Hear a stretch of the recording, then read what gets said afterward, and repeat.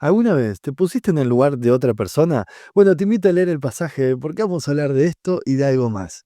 Vemos que el autor nos va a dar algunos deberes como creyentes. Y claro, nos va a decir, por ejemplo, en primer lugar, que tenemos que ponernos en lugar de la otra persona.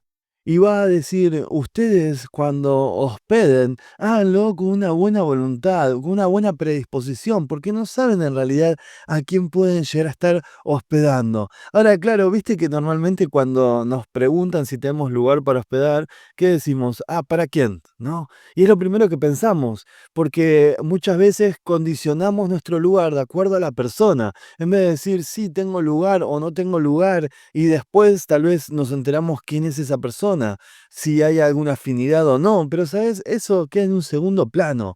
Lo que tenemos que estar pendientes es en la necesidad que hay. También va a decir, por ejemplo, que nos pongamos en el lugar de las personas que están en cadenas, ¿no?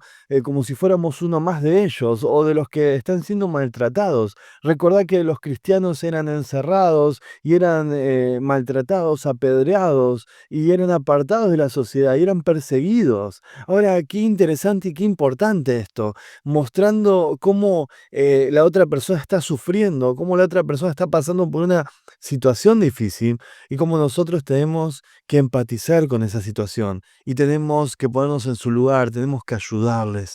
Ahora, no solamente está hablando en primer lugar en cuanto a tratar de ayudar y ponernos en el lugar del otro, sino que después va a hablar en cuanto al matrimonio.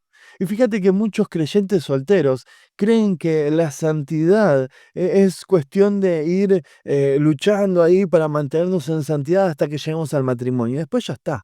Pero el versículo de hoy nos muestra también que tenemos que procurar llegar al matrimonio en santidad, pero también mantener en santidad al matrimonio. Y claro, siempre hay diferentes tentaciones y prácticas que nos llevan a pecar, sea que estemos solteros o sea que estemos casados. Así que qué importante es siempre procurar la santidad. Ahora, no solamente va a hablar acerca de esto, sino que después, en tercer lugar, nos va a decir algo muy interesante.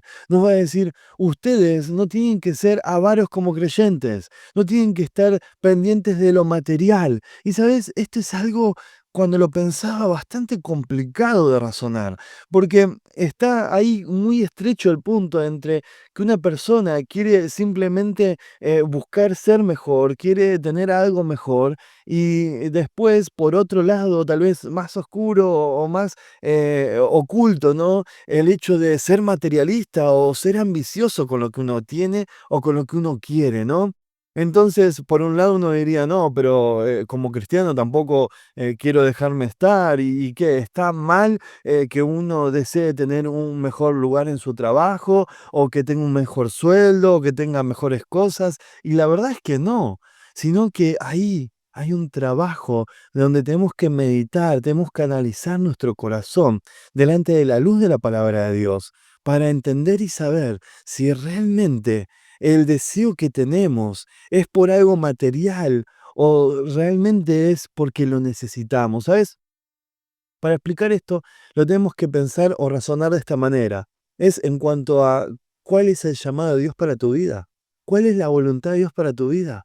Cuando vos seguís el camino de la voluntad de Dios para tu vida específicamente, vas a dejar todo el resto en un segundo plano.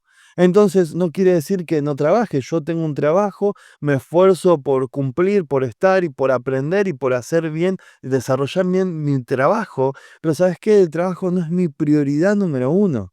Mi prioridad número uno es el Señor.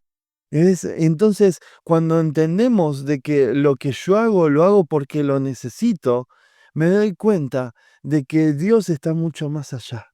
Y de que todas las cosas terrenales pasa a ser algo, ocupar algo en mi vida como en un segundo plano, algo que lo hago porque lo necesito para seguir, pero en realidad mi propósito es un propósito eterno. Claro, y la voluntad de Dios para mi vida es lo que tengo que abrazar.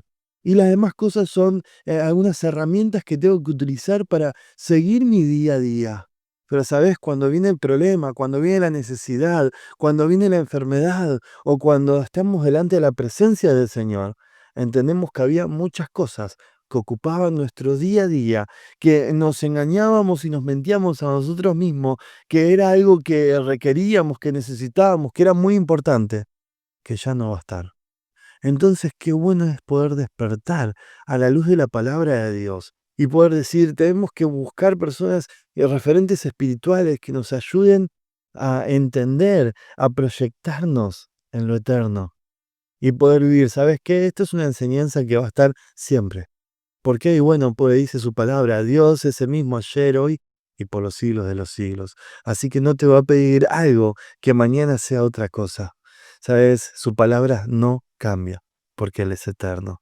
Espero que este pasaje nos ayude a poder plantearnos cómo estamos viviendo y si realmente nos estamos proyectando en lo terrenal hacia la eternidad.